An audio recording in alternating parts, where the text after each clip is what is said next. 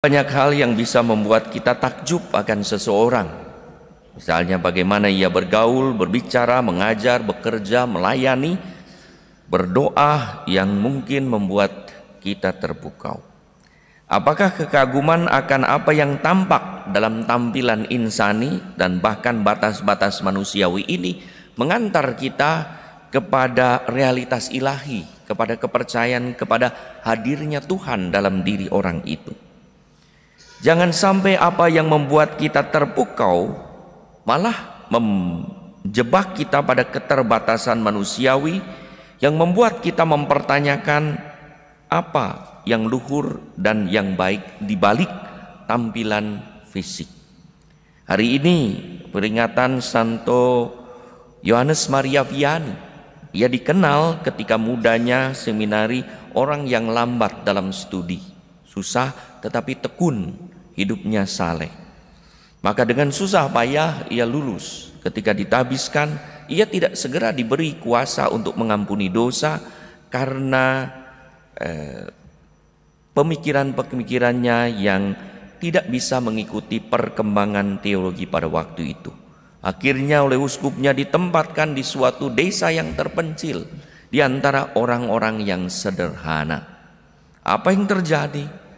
Ternyata kesalehan hidupnya membuat ia menjadi seorang yang mempunyai pikiran dan hikmat yang luar biasa dari Allah. Ia memberikan nasihat-nasihat rohani pada orang-orang yang mengaku dosa, sehingga ia sehari-hari memberikan pengakuan dosa dengan nasihat-nasihat rohani yang luar biasa. Banyak orang dari kota-kota dan di tempat jauh datang untuk meminta nasihat rohaninya.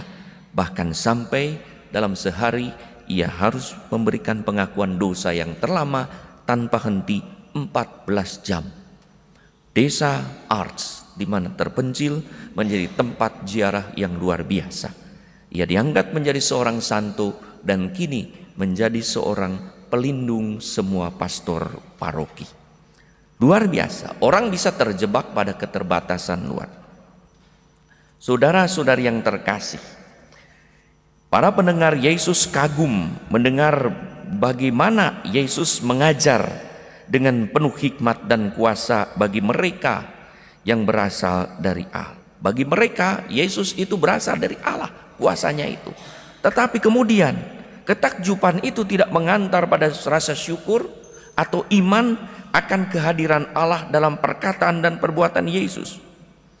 Mereka tidak percaya akan kehadiran Allah dalam diri Yesus karena terjebak pada fisik Yesus.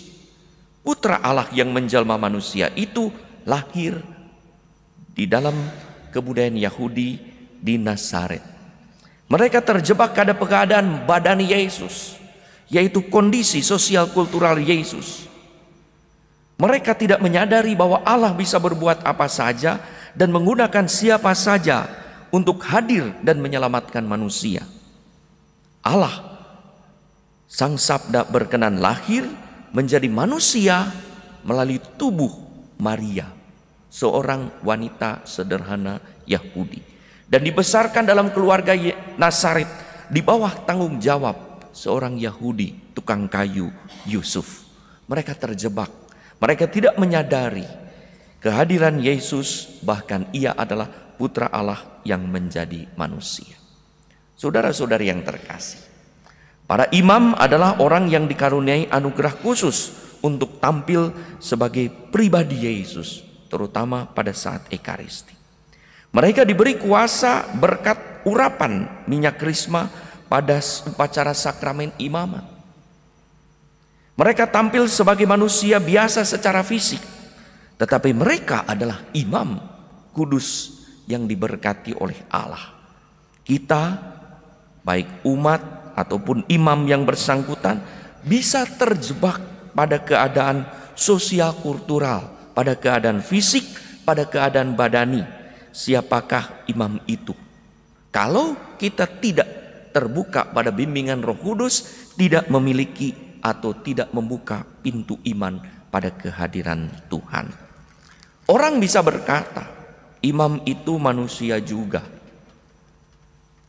Kata-kata ini benar, bahwa ia adalah tetap manusia. Tetapi jangan sampai kata-kata ini justru menjebak kita, menjebak saudara-saudari, atau menjebak imam yang bersangkutan hingga tidak mampu melihat, tidak menghargai, dan tidak mengimani unsur ilahi di balik seorang imam. Mau imam yang ditabiskan kemarin dengan imam yang sudah ditabiskan 50 tahun yang lalu, sama kuasanya, sama berkatnya. Yang berbeda adalah pengalamannya, yang berbeda kematangannya, yang berbeda usianya. Tapi berkatnya sama. Saudara-saudari yang terkasih, maka Ekaristi yang dirayakan oleh imam siapapun sama kudusnya, tak dipengaruhi oleh keadaan diri imam tersebut. Walaupun kelayakan dan kepantasan seorang imam tentu dituntut secara mutlak. Untuk itu seorang imam diajak untuk terus-menerus membuat dirinya pantas agar sungguh kehadiran Tuhan itu layak diterima di dalam dirinya. Kadang ada umat yang memiliki pengalaman atau alasan tertentu dengan seorang imam menghindari ikut Ekaristi imam yang bersangkutan.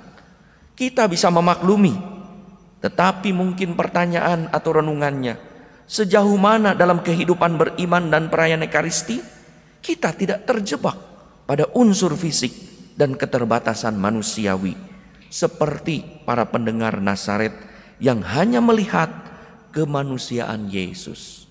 Ia seorang pemuda Yahudi, anak Maria, ayahnya adalah seorang tukang kayu, saudara-saudaranya di antara kita. Kita bisa terjebak. Imam itu teman saya dulu. Imam itu dulu saya tahu sekolahnya bagaimana. Imam itu juga saya tahu dulu mainnya bagaimana. Bisa kita terjebak. Dia masih muda, kita cari yang lebih tua. Padahal sama kekudusnya. Nah, bagaimana kita melihat? Sebagaimana Yohanes Maria Vianney yang dulu tidak dianggap sebagai seorang imam, bahkan sekarang menjadi pelindung para imam paroki sehebat apapun di bawah doa dan perlindungan Santo Yohanes Maria Vianney.